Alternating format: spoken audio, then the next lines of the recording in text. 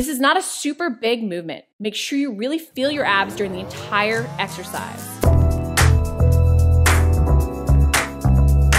Hey guys, it's Corey from Redefining Strength, and today I want to share with you 4 exercises better than sit-ups. While I do think that sit-ups get an unnecessarily bad rap, I do want to share with you 4 moves that are really functional core exercises to help you work everything between your shoulders to your knees, down your front side and your back side. These are super great moves if you need a little bit more bang for your buck because you're short on time and really want to work everything efficiently. So what are these 4 amazing core exercises that are better than sit-ups? Exercise number 1 is the side plank hip dips with rotational reach. This is an advanced core movement that works your core in multiple planes of motion. It's also a great way to advance the basic side plank. This move takes that side plank to a whole new level. If you do need to modify, you can always do this movement off a bench, but recognize that this is meant as a progression to that basic side plank. The side plank hip dips with rotational reach will work your abs, obliques, quads, glutes, and even your back and serratus anterior. It's really a full core movement. To do this move, make sure that you're setting up in the side plank with your feet unstacked. You want to reduce the shearing forces on your spine. By unstacking your feet, you'll also give yourself the ability to rotate more fully through the movement. This is a great move to improve your hip and shoulder stability as well as work your entire core. When you set up for this plank, make sure to set up so that your elbow is underneath your shoulder and your feet are unstacked. That will reduce some of the shearing forces on your spine and actually allow you to rotate more fully. In the side plank position, you're going to dip your hip towards the ground, then raise it back up. Really feel your glute medius or the side of your butt as well as your obliques working to lower and lift. After doing 2 dips, you're going to rotate and reach your top hand underneath your armpit. You want to rotate your chest fully towards the ground. This rotation is a great way to work on that hip and shoulder stability. It works your entire core as you rotate to face the ground. Make sure that you don't sag as you rotate into that front plank position. Then rotate back open and do 2 hip dips again. You should feel everything between your shoulders and your knees working. Make sure to even flex your feet so that you're creating tension through that lower leg to protect your knees. You're going to feel those obliques as well as those abs working, especially as you rotate. And as you rotate in that front plank position, make sure to flex your quads. Do not touch your other hand towards the ground at any point during this movement. Again, if you need to modify, you can always use a bench, but recognize that this is an advanced side plank variation. Exercise number 2 is the dip hold with leg raise. This is a great way to work on that scapular control and even strengthen your arms as you work your entire core. Just like with any hanging leg raise variation, you have to make sure that you actually flex through your spine as you do this movement, or you'll only work your hip flexors and your quads. This is a great way, though, to target those lower abs, especially if you really want to work that area. When you do the dip hold with leg raise, you're going to set up on parallel bars or on dip bars. You want to press and hold at the top of that dip movement. Make sure that your shoulders are unshrugged. You want to think about a turtle popping its head out of a shell. You do not want to let your shoulders shrug at any point.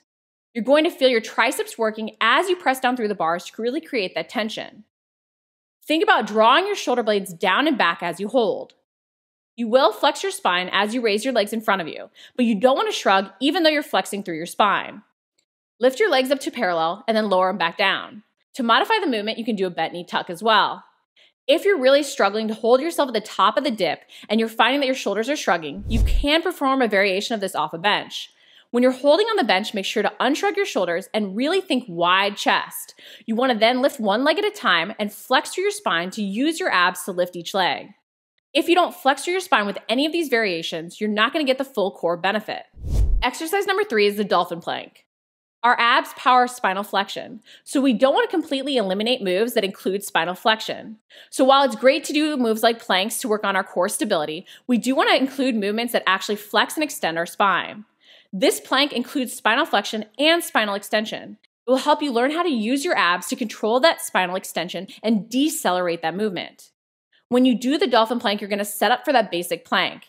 You want to think about having your elbows underneath your shoulders and driving back through your heels so you're actually flexing your quads and squeezing your glutes.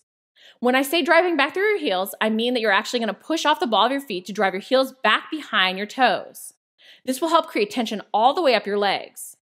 Draw your belly button in towards your spine as you then flex and round your upper back. You want to think about lifting your upper back towards the ceiling as you actually draw your hip bones towards your rib cage. This spinal flexion should engage your abs instantly. You'll then lower back down towards that basic plank position and start to drop your hips towards the ground. Keep your abs engaged to prevent your lower back from arching too much so that you don't feel your lower back taking over. You want to drop your hips towards the ground while keeping your abs engaged. If you start to feel your lower back, you've gone too far. Only drop your hips as low as you can while feeling your abs working, then round back up to perform the Dolphin Plank again. You want to think about using that posterior pelvic tilt at the top and then really using your abs to decelerate that spinal extension as you lower your hips towards the ground.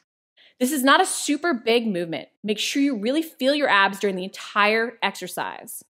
By putting your elbows up on a bench, you're going to reduce the resistance on your core, which can better allow you to activate your abs through the entire range of motion. Exercise number 4 is lateral crawls. Crawls, while they seem basic, can and should be a staple in any core training routine. They're a great way to work not only your abs, but improve your shoulder and hip stability. Plus, they're a great way to get your blood pumping if you want a little cardio benefit. We often skip crawls because they're a difficult move and challenge our coordination. They make us feel uncomfortable. Crawls are so key though because they challenge our coordination. They help improve our mind-body connection. Improving our mind-body connection improves the ability with which we can recruit muscles efficiently and effectively during other exercises. And part of strength is how quickly we can actually recruit muscles to perform the movements. So if you want to be stronger, you need to have a strong mind-body connection.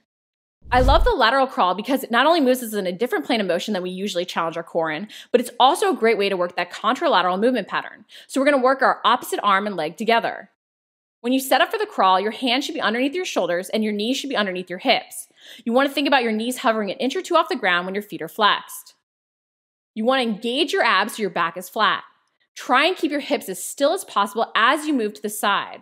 It's almost an anti-rotational core movement. When you first set up, your hands should be together and your knees should be out wide, hip width or shoulder width apart.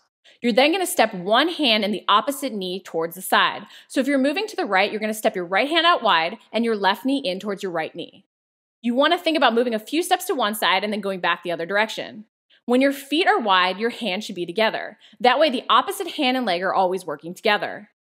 Think about keeping those knees just a few inches off the ground so that your core really stays stable. Brace those abs so you prevent rotation. Beginners can start with this move off their knees. It's a great way to really master the movement pattern before you add in some of the other elements and really challenge your core, quads, and shoulders. While you might want to move quickly to get more cardiovascular benefit from this exercise, make sure that you don't do that at the expense of form. You want to make sure to keep your core stable and really focus on that contralateral movement. Using these 4 amazing movements, you can get a great core workout that really packs a punch. Check the video description for a great burner using these 4 different moves. If you liked the video, make sure to like it, comment below if you have any questions, and subscribe. We're posting new videos each week.